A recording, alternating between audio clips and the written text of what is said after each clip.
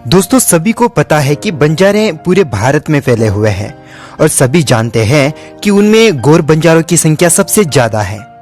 हमें प्राचीन भारत के ऐसी कई सारी संस्कृतियों के बारे में पता है जिनका बड़े समाजों में विलय होने से नामो निशान मिट गया, लेकिन चंद समाज आज भी ऐसे हैं जो कि अपनी सबसे अलग संस्कृतियों के लिए आज भी जीवित है और उनमें से एक समाज है गौर बंजारा। तो चलिए आज के एपिसोड में हम जानेंगे कि गौर बंजारे होते कौन हैं, वो कौन सा कारण है जो बंजारों को भारत के विभिन्न स्थानों पर निवास करने पर भी एक बनाती है। तो दोस्तों, हम आपको बताएंगे कि आखिर क्यों भारत के विभिन्न स्थानों पर निवास करने पर भी बंजारों में एकता है, वो कैसे एक दूसरे को पहचान लेते हैं। सबसे पहला कारण, उनके पास भारतीय महाद्वीप की समृद्ध संस्कृति और सदियों पुरानी परंपरा है। जैसे उनके ड्रेसिंग स्टाइल बाकियों से अलग होता है और लोग ज्यादातर तांडों में रहते हैं। उनकी अपनी खुद की भाषा जिसे हम गौर बोली कहते हैं। दोस्तों, वे तीन बड़े कारण बंजारों को एक बंधन में बांध देती है। दोस्तों, आपको सबसे पहले ये बात बतानी जरूरी है कि आखिर बंजारा शब्द का इस्तेमाल इतिहास में सबसे पहले कब ट्रेस किया गया था।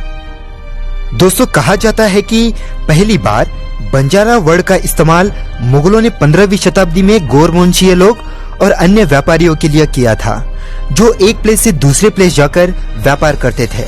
इतिहास में सबसे बड़े बड़े व्यापारी बंजारे हुआ करते थे और उनके ज्यादातर बिजनेस से जुड़े होने के कारण वे ज्यादा अमीर लोग थे।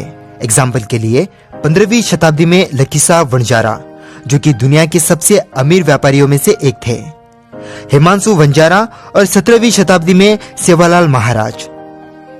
बाद में जब अंग्रेजी हुकूमत भारत में बहुत ज्यादा फैल गई तो वे बंजारों को हर तरफ से व्यापार के मार्ग से हटाना चाहा और उन्होंने बंजारों से ज्यादा कर वसूलना शुरू किया।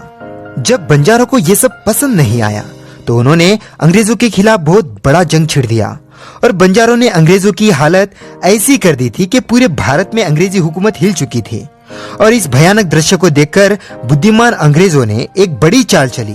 सबसे पहली चाल, उन्होंने बंजारों पर डकैत और चोर होने का इल्जाम लगा दिया। उन्होंने इसे इसलिए किया ताकि दूसरी कम्युनिटी इनके सपोर्ट में आकर फिर से अंग्रेजों के खिलाफ लड़ना शुरू ना कर दे। दूसरा चाल, 1871, वो काला साल जब अंग्रेजों ने बंजारों पर क्रिमिनल एक्ट लगा दिया और इसके चलते भारत में उन्होंने सारे बंजारों के मूवमेंट्स को रेस्ट्रिक्ट कर दिया और इसके चलते बंजारों को व्यापार में बहुत बड़ा घाटा हुआ। आगे चलते चलते बंजारों के पास नमक और छोटे मोटे उत्पादों को छोड़कर व्यापार करने के लिए और कुछ बचा ही नहीं। दोस्तों, इतिहास के यही कारण आज ज्यादातर बंजारों को गरीब वर्ग के श्रेणी में लाकर खड़ा कर दिया है। जो कभी राजपूतों के सबसे बड़े व्यापारी हुआ करते थे, जो कभी इतिहास में सबसे अमीर व्यापारी हुआ करते थे, वे लोग अंग्रेजों के कूटनीति के चलते और बाकी हिंदू राजाओं के सपोर्ट ना किए जाने के कारण आज ज्यादातर बंजारे गरीब वर्ग के श्रेणी में आ चुके हैं। तो फिलहाल दोस्तों, आज के एपिसोड में इतना ही। अगर आपको इस तरह के एपिसोड पसंद है तो चैनल को सब्सक्राइब जरूर कर लीजिएगा और साथ में वीडियो को अपने दोस्तों के साथ शेयर जरूर कीजिएगा। और फाइनली दोस्तों, आपसे एक विनती है, इस वीडियो को कॉपी करके प्लीज दोबारा रीअपलोड ना कीजिए। अगर आप चाहते हैं कि ये इन्फॉर्मेशन लोगों तक पहुंचनी जरूरी है तो प्लीज वीडियो को शेयर जरूर कीजिए और मुझे सपोर्ट करें ताकि मैं बंजारों के बारे में और भी ज्यादा वीडियोस बना सकूं। और चैनल को सब्सक्राइब करना बिल्कुल भी ना भूलें। मिलेंगे फिर से एक और नए एपिसोड में, तब तक के लिए नमस्कार।